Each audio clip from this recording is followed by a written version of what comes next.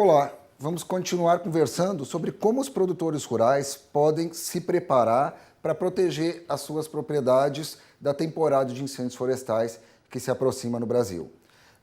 Na aula anterior, a gente conversou sobre os prejuízos causados pelos incêndios florestais ao solo, ao meio ambiente e também econômicos para os produtores rurais.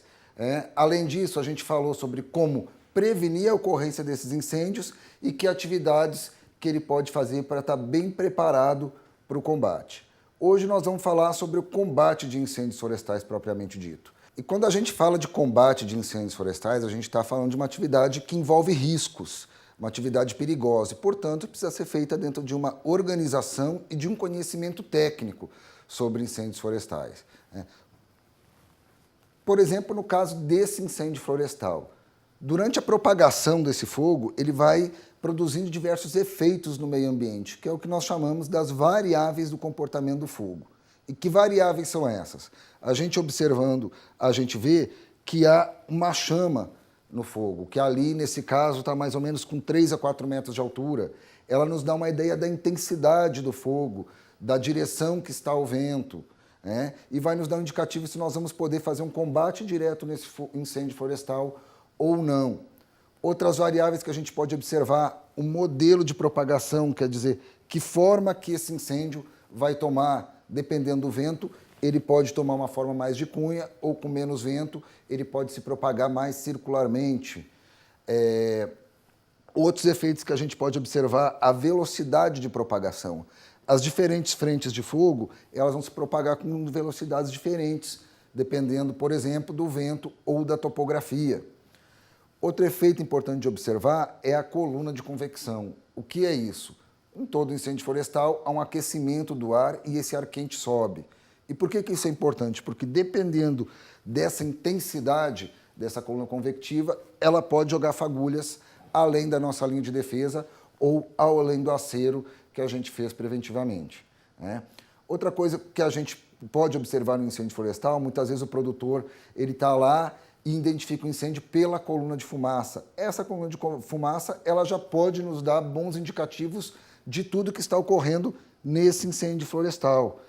Então, uma coluna de fumaça mais branca, ela significa um incêndio de menor intensidade, com mais umidade, enquanto que uma coluna de fumaça mais escura já indica um incêndio de maior intensidade, se propagando principalmente por combustíveis mais secos. A direção da coluna, o tamanho, a forma como ela está, pode nos dizer se é um incêndio que está no começo, que está no fim e para onde que ele está indo. E todos essas variáveis do comportamento do fogo, elas vão depender de 3 fatores, que são os fatores do comportamento do fogo: meteorologia, topografia e combustíveis. Todas aquelas variáveis que nós vimos antes, a intensidade, a coluna de convecção, a velocidade de propagação, elas vão depender desses 3 fatores. O que isso significa na prática? Que se o produtor rural conseguir fazer uma boa leitura dos fatores do comportamento do fogo, ele vai conseguir saber como que esse incêndio vai se comportar ao longo do tempo, daqui 1 hora, daqui a 5 horas, no dia seguinte. E isso é fundamental para a gente pensar nas nossas técnicas de combate, tanto para que a gente tenha eficiência e possa ali abrir de defesa no local adequado, ou fazer o combate direto de maneira eficiente, e também para a segurança, porque se esses fatores mudarem ao longo do tempo, por exemplo, se durante o dia esquentar, aumentar o vento, ou o incêndio atingir uma topografia mais acidentada, ele pode mudar o seu comportamento, ficar mais violento e levar a risco as pessoas que estão trabalhando lá próximas. Nós vamos falar de cada um dos fatores do comportamento, e o primeiro deles é a topografia, que é o quê? O relevo. A topografia ela pode ser plana ou acidentada, e isso vai ter um efeito sobre como vai ser o comportamento do fogo. Se você tiver um incêndio que estiver num lugar plano e começar a subir uma serra, por exemplo, ele vai rapidamente modificar o comportamento dele, vai adquirir maior velocidade, maior intensidade e, portanto, é uma situação de risco e de dificuldade de combate muito maior. Por que que o incêndio morro acima vai mais rápido e tem mais intensidade? Porque aquela ar quente que vai se desprendendo, aquela coluna de convecção que vai subindo, ela já vai secando os combustíveis que estão lá em cima. Então, a velocidade do incêndio tende a ser maior. Além de outros fatores complicantes no controle, por exemplo, o rolamento de brasas ou pedras ou troncos durante a propagação do incêndio morro acima, que pode levar a riscos ou a gente perder o controle por causa desse rolamento de brasas, passar o aceiro ou a linha de defesa que a gente está lá embaixo. Então, se tiver fazendo uma linha de defesa num local de terreno acidentado, às vezes é preciso fazer um camalote, fazer uma área de maneira que quando a brasa descer, ela fique depositada naquele local e não propague o incêndio para outros locais. O relevo também tem outros efeitos sobre o incêndio florestal, ele influencia a vegetação, né? Se a vegetação fica no lado do sol nascente, ela é de um tipo, se ela fica virada para o lado do sol poente, é de outro tipo. E um dos mais importantes também, a topografia ela vai alterar um outro fator do comportamento, que é o vento. Então, dependendo da forma do relevo, o vento pode adquirir diferentes direções e isso vai modificar decisivamente o comportamento do incêndio florestal. Outro fator do comportamento do fogo é a meteorologia. E o que é isso? É a direção e a velocidade dos ventos, a temperatura e a umidade relativa. E esses fatores eles vão influenciar decisivamente também o comportamento do nosso incêndio florestal, né? O mais importante, geralmente mais falado, é o vento, né? O fogo vai ser muito influenciado pela direção e velocidade dos ventos. E aonde o vento está apontando, a gente chama geralmente, inclusive, de cabeça do fogo, que é onde ele tem maior intensidade e maior velocidade, e aonde é mais difícil de fazer o controle e aonde ele provoca os maiores danos, né? O outro fator, a temperatura. E a temperatura tem a característica que ela varia ao longo do dia. No meio da tarde a gente tem o máximo de temperatura e na madrugada o mínimo. E muitas vezes isso pode ser utilizado para a gente fazer o combate do incêndio florestal.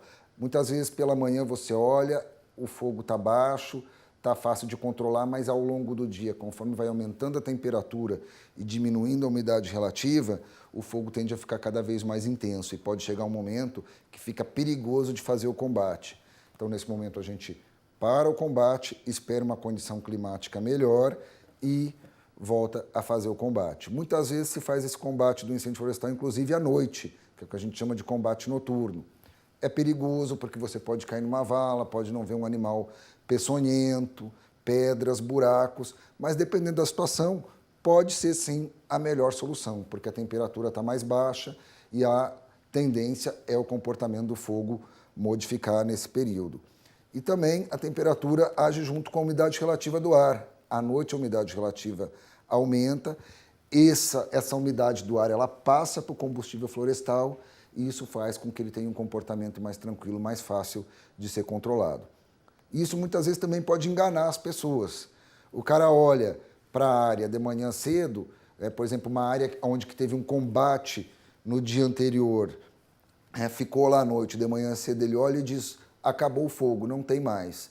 Mas aquilo é por causa que os combustíveis estão úmidos e a temperatura está baixa. Conforme o dia vai esquentando e a umidade vai diminuindo, os combustíveis perdem a umidade, a temperatura aumenta e muitas vezes aquela brasinha, aquele restinho de incêndio que ficou lá dentro quando a extinção não foi bem feita, ele faz com que o incêndio volte a se propagar. Então a gente tem que estar muito atento a essa questão da meteorologia, principalmente porque ela varia muito ao longo do dia. Temperatura, umidade relativa, velocidade e direção dos ventos. O outro fator do comportamento do fogo é o combustível. E quando a gente está falando de incêndio florestal, combustível para nós é capim, folhas secas, galhos, troncos, é vegetação. E a grande vantagem da vegetação é que a gente pode manejar ela. A gente não pode mudar a topografia, não pode controlar as condições do clima, mas o combustível florestal a gente pode manejar. A gente vê o exemplo, por exemplo, dessa propriedade.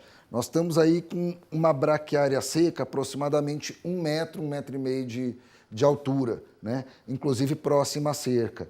É, com certeza, uma grande possibilidade de catástrofe pelo acúmulo desse combustível florestal contínuo. Então, o que a gente poderia fazer nessa área?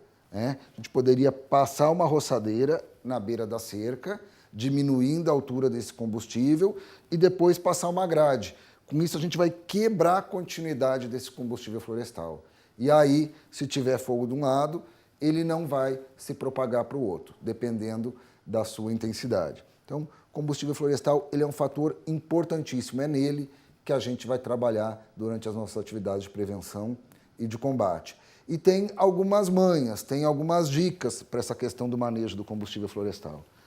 No caso da gente construir uma linha de defesa para conter um incêndio florestal, a gente removeu essa vegetação aqui e muitas vezes a gente joga toda a vegetação para o lado. Isso vai causar um acúmulo de combustível bem na beira da minha linha de defesa, que quando o incêndio chegar ali, ele vai pegar mais força e ele vai, pela intensidade, pela coluna de convecção, pode jogar uma faísca, uma parte para o lado e causar outro incêndio. Então, a gente distribuir esse combustível que fica aqui no meio.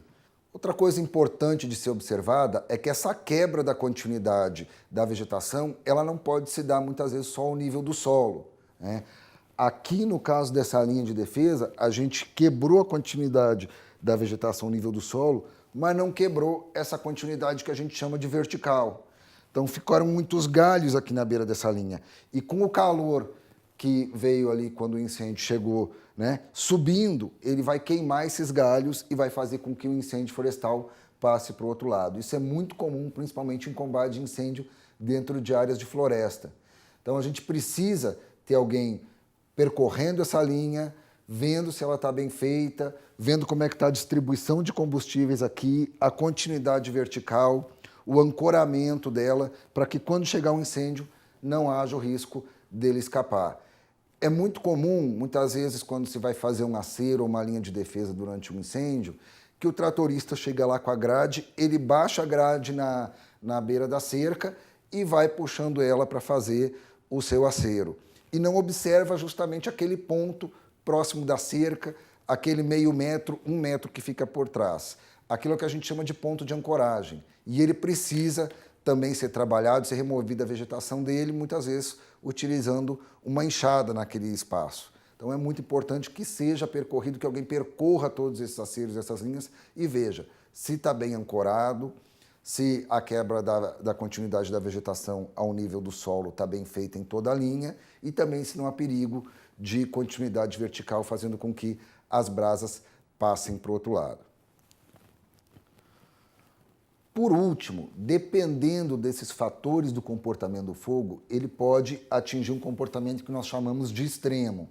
O que é isso? Uma alta velocidade, uma intensidade muito grande das linhas de fogo, chegando muitas vezes, inclusive, a se propagar pela copa das árvores, como nesse caso aí, que a gente chama de fogo de copas. São incêndios de comportamento extremo muito perigoso. E, nesse caso, não se deve fazer o combate do incêndio florestal.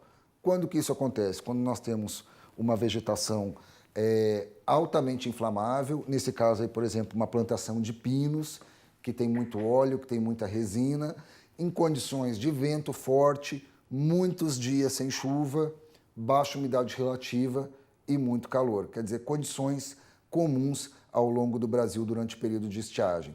Então, é mais um motivo pelo qual a gente precisa conhecer o comportamento do fogo, os fatores do comportamento, antes de fazer o combate do incêndio florestal.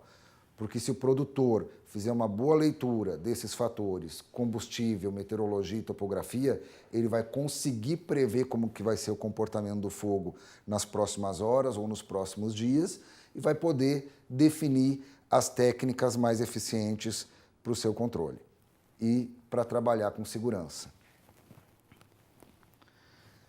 E é isso que nós vamos ver no próximo programa. Quais são essas técnicas que ele vai aplicar para controlar esse incêndio florestal? Até lá!